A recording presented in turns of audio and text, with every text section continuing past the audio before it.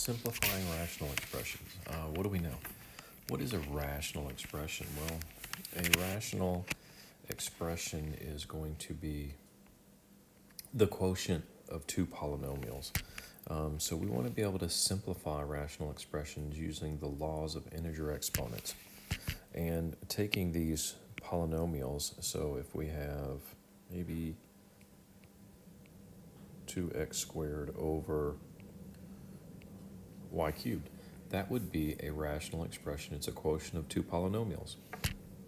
And that just happens to be the quotient of two monomials. Now, so that rational expression, we also want to make sure that we know a polynomial is when we have more than a monomial or a binomial, trinomial, or terms separated by addition or subtraction. And then that monomial, of course, right here. But a monomial could be a constant. It could be a variable. It could be the product of variables. And it could be the product of a number and a variable. So there are different ways to express a term or a monomial. And then, of course, as I said, that a binomial would be possibly 2x plus 2. Well, I have two monomials separated by addition. Or I have y plus z, or x minus y. I have two terms or two monomials separated by addition or subtraction, making it a binomial. And of course, then a trinomial would simply be another term, so maybe 2x plus y plus 3. I have two addition or subtraction signs and the three terms. So just remembering when we're simplifying, those are the kind of words that we should already know. And as we simplify these rational expressions, how do you do that? Well, we'll simply start right here. We'll remove all grouping symbols. Order of operations, right? We do grouping symbols first. Then we'll make each base appear only once. So that means we're going to be working with our exponents, which would be the next level of our order of operations. And then we're always going to want to express the answers with positive exponents. All right, positive exponents. We need to remember that when we move when a power moves from the numerator to the denominator or vice versa, the sign of the exponent will change. So this would be the same thing as x to the first over 1, or just x, because we moved our negative exponent to the numerator and it became a positive exponent. So just remembering that negative exponent rule. So how can you simplify rational expressions containing multiple variables? Well, we're going to worry about combining like bases. And in this case, we want to look at this first example. Simplify. We are going to simplify 3a squared b negative to the negative fourth over 12a to the negative second b to the negative second. All right, that's the expression we're going to simplify, and it tells us that a cannot equal 0 and b cannot equal 0. People often ignore or get confused by this. What they're saying is, well, if a cannot equal 0, because if a is 0, right here, that would possibly place a in the denominator, 0 in the denominator. If a turned out to be 0, then this would be considered an undefined term. So that's why they're telling you, hey, a and b cannot be 0, because that would become undefined, and we're eliminating that and telling you that can't happen. So when we are simplifying our expression, we want to, we're going to take and we're going to simplify our numbers. We will simplify our variables, and we will, simplify like variables. You can do this many ways, but if we just, maybe we'll separate it, right? I got 3 over 12 times a to the second over a to the negative second, and I have that times b to the negative fourth over b to the negative second. We could start by using our exponent rules. Well, I know that 3 divided by 4 is going to be 1/4. 3 divided by 4, did I say that? I meant 3 divided by 12 is going to be 1/4. Now, my exponent rules, remember when we have like bases and we are dividing, that should be a to the second minus a negative 2. And then my b is going to be b to the negative 4th minus negative 2. Simplify that, we're going to have 1/4 times, remember this becomes negative minus a negative, or minus a negative is positive, minus a negative is positive. So we're going to end up with a to the 4th, b to the negative 2nd, and we're going to now make sure that we have all positive exponents. So this b term, we're going to move underneath the fraction bar there. So we're going to end up with, we have 1/4, we have a to the 4th, and then we'll move the b to the denominator, and it will go from a negative 2 exponent to a positive 2. And if I were to simplify that, that would be a to the 4th over 4b squared. And that would be that expression now has been simplified. We've got rid of all the extra information that we did not need, and that is its simplest form. So moving on here, let's try this next example. And again, I am going to have, I'm going to simplify this, and I have v to the 3rd times w to the negative 3rd. All of that over negative v to the negative 6th w to the 3rd. And again, they said v cannot be 0 and w cannot be 0.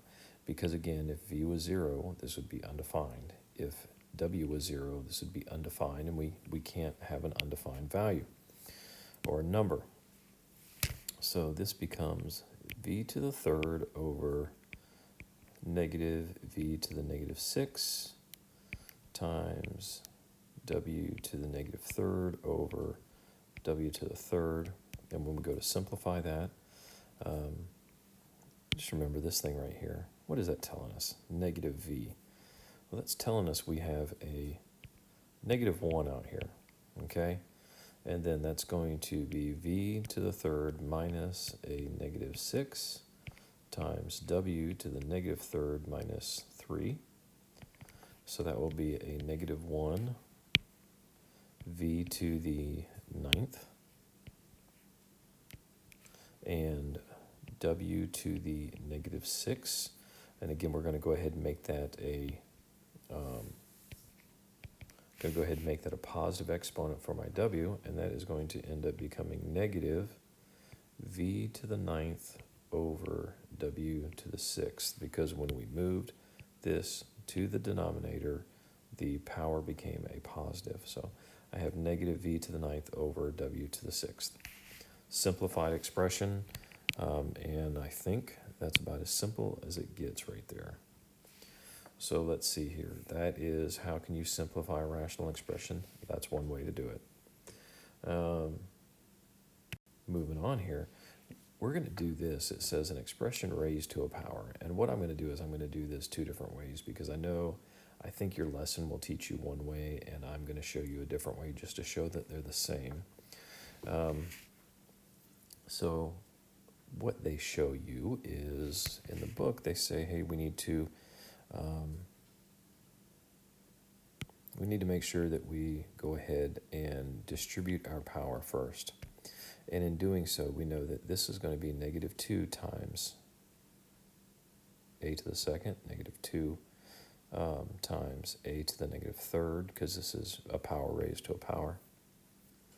Then we're going to have negative 2 times a to the negative 3rd and negative 2 times b to the 6th. So in doing that, and you may notice I just changed the exponent real quick. This is going to be to the 2nd power, to the 2nd power. So here we will look at, all right, so I am going to start by rewriting this as a to the 2nd, b to the negative 3rd squared over a to the negative third, b to the fourth squared. And I'm doing this just to show all the thinking. Now we're going to go ahead and multiply, do my exponents here. So that is going to be a squared times 2, and b to the negative third times 2 over a to the negative third times 2 times b to the fourth times 2, and that is going to end up with a to the fourth, b to the negative sixth over a to the negative 6, b to the eighth, which is going to be a to the fourth minus a negative 6, b to the negative 6 minus 8. Bring that over here just so I don't run into my other problem. And I end up with a to the 10th, b to the negative 14th, or that will be a to the 10th over b to the 14th using all positive exponents. So that's one way to do this. And what I did was I distributed the exponent first, right? I went ahead and did that. But what I'm going to do now is I'm going to do the way I prefer to do it. And what I'm going to do is I'm going to reconcile. I'm going to do what's inside my parentheses first, in hopes that it decreases the amount of work that I have to do. As I've always said, I am very lazy. So I am going to have, this is going to be, I'm going to go ahead and say this is a squared minus a negative 3, and that is going to be times b to the negative third minus 4 squared, and that is going to be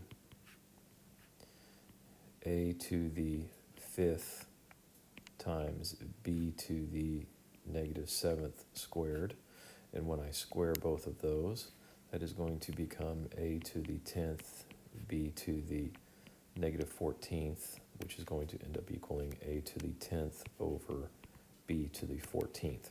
Now, I like my method better, or should I say, not my method. I prefer to use this method where I eliminate as much as I can inside the parentheses before I start using my exponent.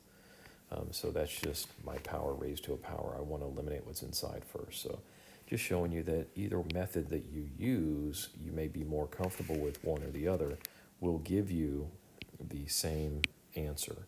So it's just basically a way of saying, hey, look, it's true if I came up with both answers the same. Now, here is a little bit more challenging problem. And again, if you look at it, hey, guess what? X cannot be equal to 0. Y cannot be equal to 0. Z cannot be equal to 0 because they are in the denominator, and that would make that a undefined term. And we know we can't do that. So let's see.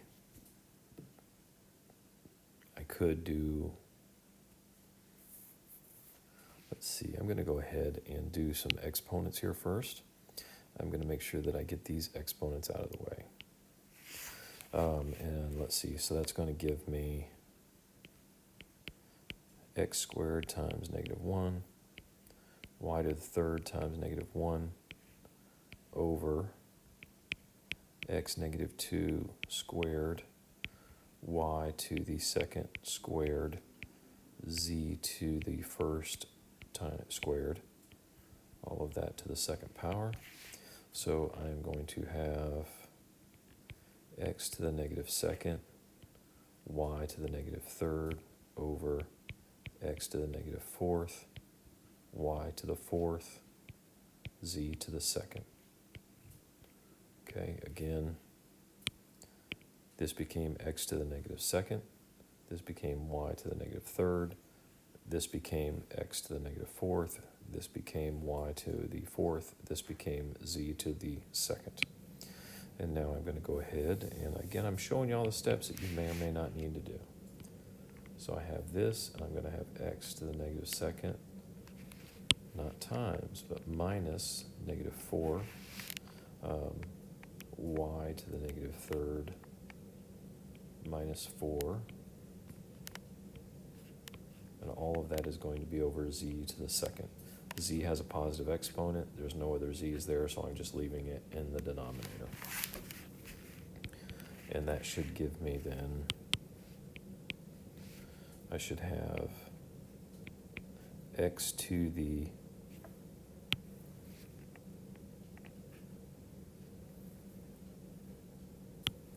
that will be x to the second, y to the negative 7 over z squared, so I'm going to have x to the fourth, right, because I'm going to multiply that. Sorry, 2 times 2, y to the negative 7 times 2, all over that z squared times 2, and that will give me x to the fourth, y to the negative 14 over z4, which will give me then x to the fourth over y to the 14th, z to the fourth. And there you go, there's my simplified expression. Again, we're moving exponents around using our laws of exponents, and it takes a few more steps, but it is just multiplying, adding, subtracting. And look at the remainder here, simplifying rational expressions. We do want to make sure that we remove our grouping symbols, make sure that we each base appears only once, because we're simplifying those, and express the answers with positive exponents. And right here, just to simplify rational exponents, divide coefficients and subtract exponents in the denominator from the exponents of the same variable in the numerator. Move the variables either to the numerator or to the denominator so that all exponents are going to be positive. Again, your final answer is going to have positive exponents. And then distribute exponents outside parentheses to all terms inside those parentheses. And before I go, most common mistake when I'm doing that distribution is when I have 2x squared to the third power. That most common mistake I would get the answer 2x to the sixth, because students will forget that this 3 goes to the 2 also.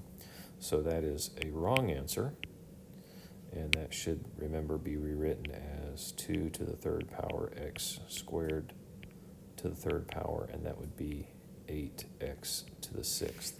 So just keep in mind, step by step, don't do it in your head, write it all down, and everything will work out, and it will start to look very familiar the more practice that you get.